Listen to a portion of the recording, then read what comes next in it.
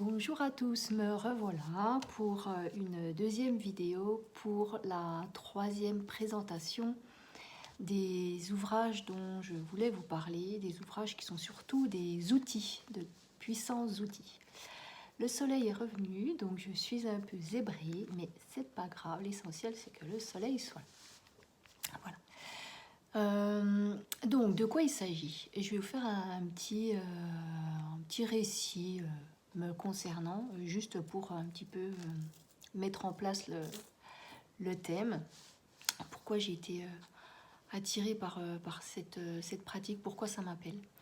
Il y a quelques années, quand j'ai été guidée à me développer spirituellement, on va dire, je suis entrée dans une librairie ésotérique que je fréquentais depuis peu et je ne sais pas pourquoi j'ai été attirée par un livre alors que je ne connaissais pas du tout le concept, un livre concernant la flamme violette. Alors c'était un livre qui n'avait pas d'auteur, il y avait des décrets dedans, une couverture, un petit livret, une couverture violette, je ne sais pas pourquoi ça m'a attirée. Et à la lecture, je comprenais voilà ce qui était écrit, mais il y avait une part quand même de mystère. Je ne comprenais pas vraiment ce qu'était ce livre, à quoi il pouvait vraiment servir. Je comprenais, mais voilà, c'était vraiment les tout débuts de mon cheminement, donc je n'avais pas cette conscience de ce que sont les énergies dans lesquelles nous vivons finalement, que nous sommes des êtres énergétiques au départ. Et parallèlement, je commençais à faire aussi des méditations. Et puis pareil, c'était vraiment au tout début de mon parcours, j'ai été attirée par une personne qui proposait des initiations à la flamme violette. Et pareil, je me suis dit, bon, je sens que j'ai envie de le faire. Je ne savais pas du tout en quoi ça consistait. Mais voilà, je le fais quand même. Bon, apparemment, c'était quand même une initiation de base, hein, puisque je veux dire, je crois que les initiations sont quand même plus poussées sinon. Mais peu importe, je me sens poussée à le faire, donc je le fais. Et puis, donc je fais cette initiation. Et donc, ça se passait à distance. C'était sous forme de soins, d'énergie qui étaient envoyée. Et au moment de faire ces soins, à nous de nous mettre en état méditatif. Donc moi, c'est ce que je faisais, je me mettais en méditation.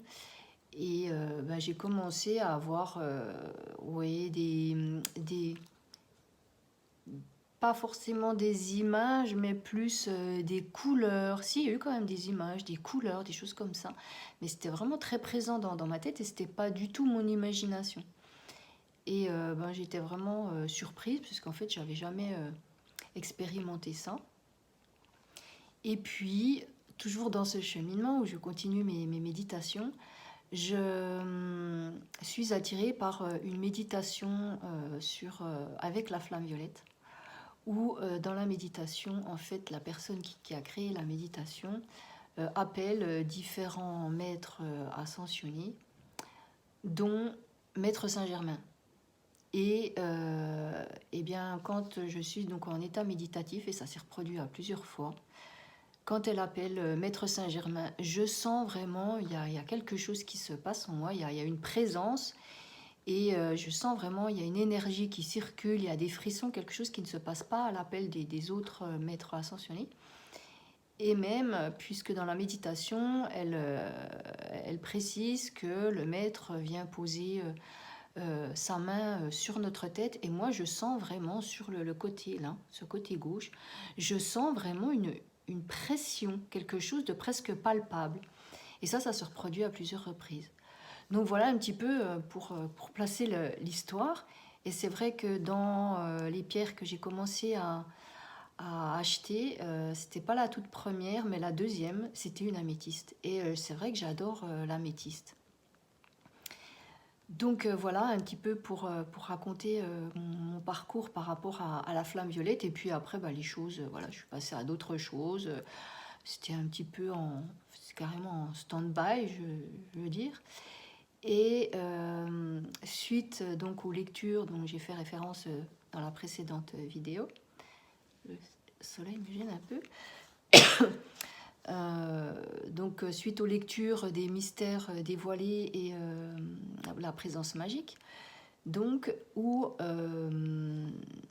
Godfrey Reiking est en fait en contact physique, puisqu'il a eu la chance d'avoir ce contact physique avec Maître Saint-Germain, qui est le... Oui, parce que je n'ai pas précisé, pour ceux qui ne le savent pas, c'est que Maître Saint-Germain est le gardien de la flamme violette. La flamme violette, c'est la flamme de transmutation, en fait. Et donc, voilà, j'ai ressenti de nouveau ce lien qui était de nouveau là, avec la flamme violette, avec Maître Saint-Germain. Et suite à ça, donc, je suis allée sur le site Parole Vivante, donc, où on peut acheter ces livres sur la loi de précipitation, les mystères dévoilés, la présence magique. Et là, il y a plusieurs livres justement sur la flamme violette et l'application des décrets. Et là, ça m'a... Voilà, je suis allée tirer le rideau pour avoir un peu moins de soleil dans les yeux. Et là, vraiment, ça m'a vraiment appelée, vraiment très très fortement. Donc, j'ai acheté ce livre. Ça se présente sous plusieurs livres. Il y a le livre des appels et décrets. Voilà, c'est les éditions Monclar. Appels et décrets des maîtres ascensionnés. Donc, ça reprend certains appels et décrets, mais par les maîtres ascensionnés, ceux-là. Et donc, le livret qui permet de s'approprier en fait cette pratique de la flamme violette et des décrets. Et donc pourquoi je vous parle de ça? Parce que ce sont vraiment des outils très puissants. Alors qu'est-ce que sont les décrets? Les décrets, ce sont des choses qu'on affirme, qu'on décrète, voilà. Mais décréter, on le sent bien quand on utilise le terme décréter, c'est vraiment le fait d'affirmer quelque chose, mais de manière nette, précise, avec sentiment, avec force, avec puissance, quelque chose dont on est sûr. Et donc la pratique des décrets, ce sont donc des affirmations qui sont puissantes, puisque ce sont des affirmations qui ont été créées donc, et délivrées par ces maîtres ascensionnés comme des prières. Donc les prières qui ont été répétées pendant des siècles et des siècles, elles sont porteuses d'une énergie qui fait que quand nous-mêmes on la récite, elle a encore plus d'énergie que si je mets en place moi une affirmation ou une prière. Je veux dire, elle sera entendue, mais elle sera porteuse de peut-être moins d'énergie du fait que eh bien, elle n'a pas toute cette énergie qui a été portée pendant des siècles et des siècles par des milliers, des millions de personnes qui auront pu utiliser ces prières ou ces décrets. Donc, je ne sais plus où j'en étais. Donc, les décrets, oui, c'est vraiment quelque chose de très puissant. Et je peux vous donner, par exemple, un exemple de décret. Je cherche. Donc, pour que ce soit plus clair pour vous, je vais vous donner quelques décrets. Donc, ça commence toujours par Ayam. Parce que Ayam, c'est la présence je suis. C'est en fait cette présence, ce moi supérieur qui n'est pas le moi égotique.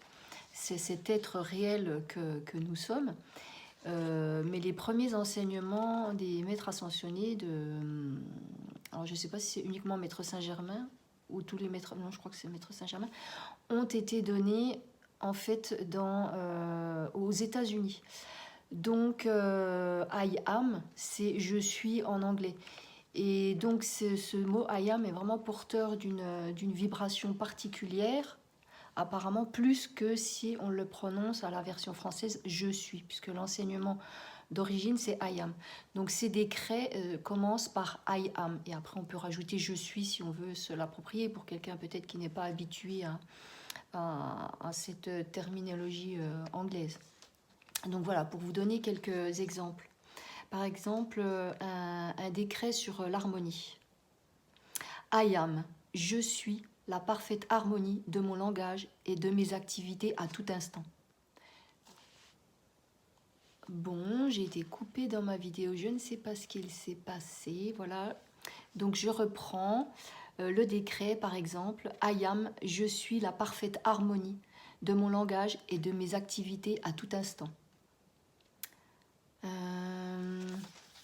Une autre de guérison par exemple, I am, je suis l'unique présence de guérison. Donc dans ces décrets, vraiment il faut qu'il y ait cette puissance, cette conviction que c'est comme ça, que ce n'est pas autrement, que je suis cette présence I am en fait, que je ne suis pas identifiée à cet humain de l'ego, ça c'est le personnage de l'ego, de la dimension de matière, de cette troisième dimension dans laquelle on se trouve, mais que vraiment je suis cette puissance présence I am, cette puissante présence I am. Donc le fait de réciter ces décrets, il y a en plus la répétition, donc chaque décret pour que vraiment il soit puissant, il faut le répéter 3 fois.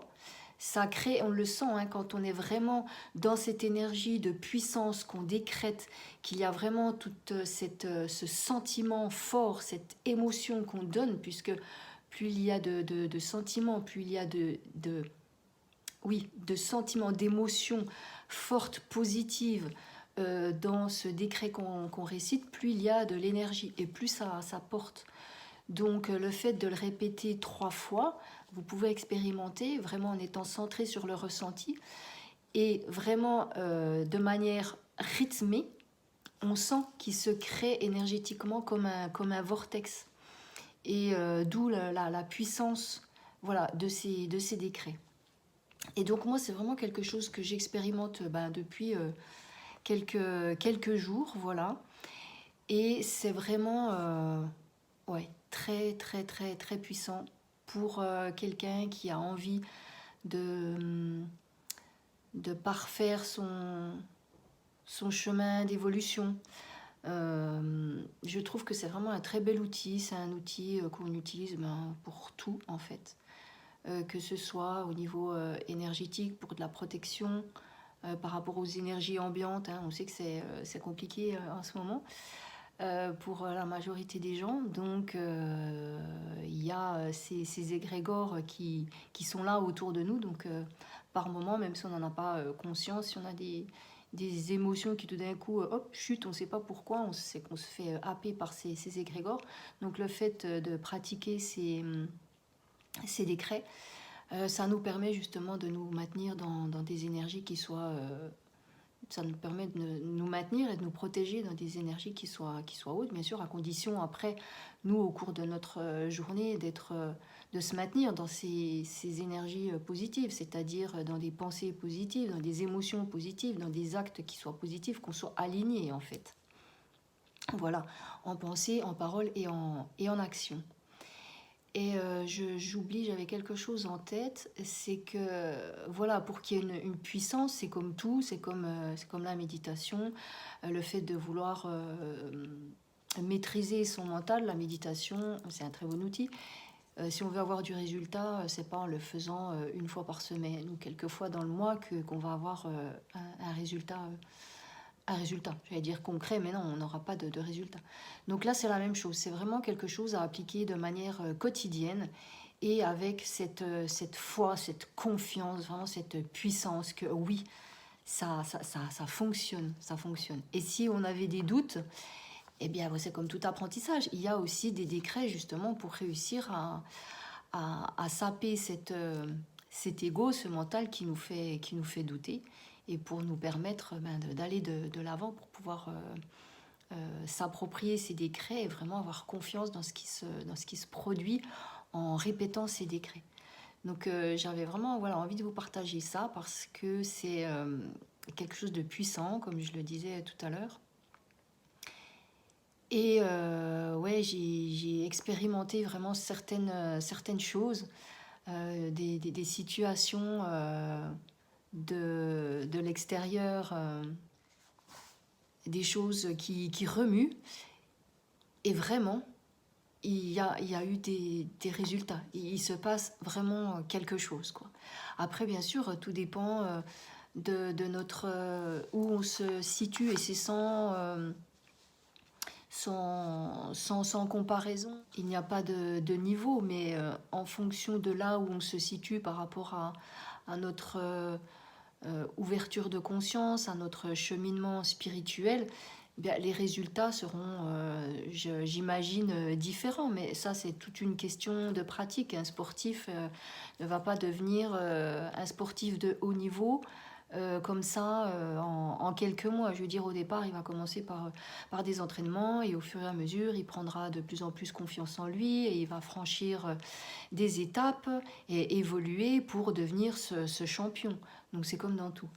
Mais voilà, c'est vraiment quelque chose, un outil qui est très très puissant et c'est quelque chose que, voilà, pour celui que ça appelle, c'est un outil que je recommande. Et donc sur le site Parole Vivante, il y a tout un tas d'ouvrages, voilà, qui sont, je dirais, plus intéressants les uns que les autres. Donc si ça vous interpelle, eh bien je vous mettrai le lien de ce site que vous pourrez aller visiter. Et puis ben voilà, je crois que j'ai rien d'autre à rajouter. Si peut-être il y avait un passage, je pense qu'il est bien que je vous lise pour en savoir peut-être un petit peu plus. Voilà, donc préface et conseils donc sur la flamme violette, puisque la flamme violette, je crois que je l'ai dit tout à l'heure, c'est la flamme qui permet de... C'est une énergie en fait, parce que chaque énergie est propre, elles ont chacune des fonctions propres, et l'énergie de la flamme violette est une énergie qui transmute, c'est-à-dire qu'elle transforme, pour faire rapide, le mal en bien. Voilà, l'énergie n'est pas annulée, elle est transformée. Alors, la préface de ce livre. Il existe beaucoup de divinités qui sont appelées et priées par les êtres humains de toutes les religions, tous les peuples et toutes les cultures du monde entier. Certains les nomment maîtres ascensionnés ou encore êtres cosmiques qui sont d'un échelon encore supérieur dans la hiérarchie céleste. Pourquoi ascensionnés ? Tout simplement parce que ces derniers ont fusionné avec leur moi supérieur pour ne former plus qu'un seul avec Dieu. Alors avec Dieu, avec la source, avec l'esprit créateur, avec la conscience divine, on l'appelle comme on veut, on y met le terme qu'on veut. Voilà. Ces êtres de lumière sont d'une aide précieuse pour toute l'humanité, pour la raison qu'ils ont été humains comme nous, et sont donc bien placés pour aider leurs petits frères et sœurs que nous sommes. Leur amour est immense pour l'humanité. La présence divine ou encore moi supérieur, je suis, Atma, le grand soi, etc., doit être aimé en premier, car cette présence est Dieu individualisé en chacun de nous. Nous sommes une étincelle divine, donc nous avons tous une part de Dieu en nous, cette flamme en nous qui vibre. Om représente le Dieu universel, mais je suis, donc I am, représente la présence individualisée de Dieu en chacun. Ce moi supérieur est la destination finale de chaque être humain, la promesse faite à Dieu, de Dieu, à ses enfants, de devenir à son image et à sa ressemblance. Donc voilà. Peut-être vous lire aussi ce qui est indiqué sur la page au dos du livre. L'invocation des pouvoirs divins est une vraie science. Elle doit être étudiée avec soin et méthode. Les décrets ont été présentés consciemment à l'intellect humain afin qu'il puisse les utiliser pour compenser le mauvais usage de la parole prononcée et les schémas de pensée imparfaits créés par lui-même et par d'autres. Afin de transmuter ces formes pensées, il est nécessaire d'utiliser de l'énergie vibrant à une haute fréquence qualifiée de manière constructive. Le bien-aimé Saint-Germain a dit « L'activité de décret pour nous-mêmes et pour l'humanité et pour toute vie en général est un formidable privilège et un exemple de l'amour et de la miséricorde de Dieu. Il permet aux promesses de Dieu de s'accomplir, car cela est en accord avec sa grande loi. Exprimer sa reconnaissance pour une telle possibilité apporte de plus grandes bénédictions dans la vie quotidienne de chacun, et la vie, avec un V majuscule, elle-même bénira et remerciera ceux qui l'aiment suffisamment pour la décréter libre, avec un L majuscule. Donc voilà, j'espère que ça vous aura donné envie. Et puis, eh bien, écoutez, je vous souhaite une belle fin d'après-midi et je vous dis peut-être à bientôt. Merci, au revoir.